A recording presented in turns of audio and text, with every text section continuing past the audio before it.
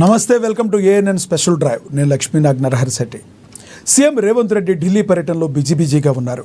నిన్నటి నుంచి వరుసగా కేంద్ర మంత్రులతో భేటీ అవుతున్నారు. ఈ పర్యటనలో భాగంగా నిన్న కేంద్ర ఆర్థిక మంత్రి నిర్మలా సీతారామన్ను కలిసి రాష్ట్రంలో ఇటీవల కురిసిన భారీ వర్షాలు, వరదలతో పంటలు దెబ్బతిన్నందున సహాయం చేయాలని కోరారు. అలాగే కేంద్ర మంత్రి నితిన్ గడ్కరీతో రేవంత్ రెడ్డి సమావేశమయ్యారు. ఈ భేటీలో పలు కీలక అంశాలపై చర్చించారు. రీజనల్ రింగ్ రోడ్డుకు సంబంధించి 9% భూసేకరణ పూర్తయినందున పనులు ప్రారంభానికి కేంద్ర ఆర్థిక కేబినెట్ అనుమతులు ఇప్పించాలని విన్నవించారు. ఇక ఇవాళ రక్షణ మంత్రి రాజ్నాథ్ సింగ్తో సీఎం రేవంత్ రెడ్డి భేటీ అయ్యారు. గాంధీ సరోవర్ ప్రాజెక్టు కోసం రక్షణ శాఖ భూములు రాష్ట్రానికి ఇవ్వాలని సీఎం కోరారు. 98.20 ఎకరాల రక్షణ శాఖ భూములు రాష్ట్రానికి బదలాయించాలని విజ్ఞప్తి చేశారు. గాంధీ సర్కిల్ ఆఫ్ యూనిటీ నిర్మాణం చేపట్టనున్నట్లు రాజ్నాథ్కు సీఎం తెలిపారు. గాంధేయ విలువలకు సంకేతంగా గాంధీ సరోవర్ ప్రాజెక్టు నిలుస్తుందని సీఎం రేవంత్ వివరించారు. ఇక ఇదే విషయానికి సంబంధించి మరింత సమాచారాన్ని మా సీఎంఓ ప్రతినిధి రమేష్ లైవ్ ద్వారా అందిస్తారు. రమేష్, చెప్పండి, మీ దగ్గర ఉన్న తాజా సమాచారం ఏంటి?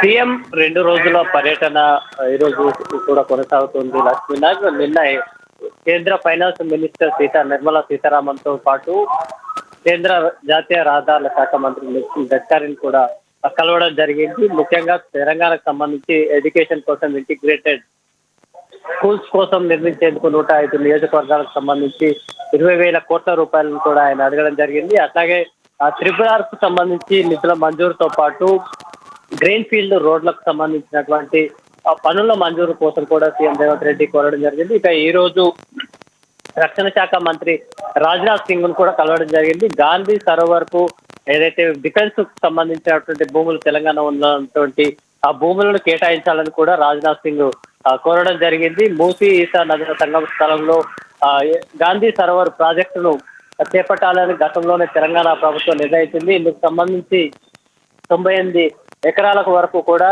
డిఫెన్స్ భూములను ఏదైతే డిఫెన్స్ కు సంబంధించిన భూములను తెలంగాణ ప్రభుత్వానికి బదలాయించాలని సీఎం రేవంత్ రెడ్డి కోరడం జరిగింది. గాంధీ సరోవర్ ప్రాజెక్ట్ లో భాగంగా గాంధీ సిద్ధాంతాలను ప్రచారం చేసే విధంగా నాలెడ్జ్ హబ్ తో పాటు ధ్యానగ్రాము, చేనేత ప్రచార కేంద్రం, అట్లాగే ల్యాండ్స్కేప్, గాంధీ ఘాట్ తో పాటు శాంతి విగ్రహం కూడా నిర్మించనున్నట్టుగా కూడా దానికి సంబంధించి గాంధీ సరోవర్ ప్రాజెక్టుకు సంబంధించిన డీటెయిల్స్ కూడా రాజ్నాథ్ సింగ్. అయితే రమేష్, నిర్మలా సీతారామన్ ని కలిశారు కదా రేవంత్, అక్కడి నుంచి పాజిటివ్ వేవ్స్ ఏమైనా వస్తున్నాయి అనుకోవచ్చా రాష్ట్రానికి సంబంధించి?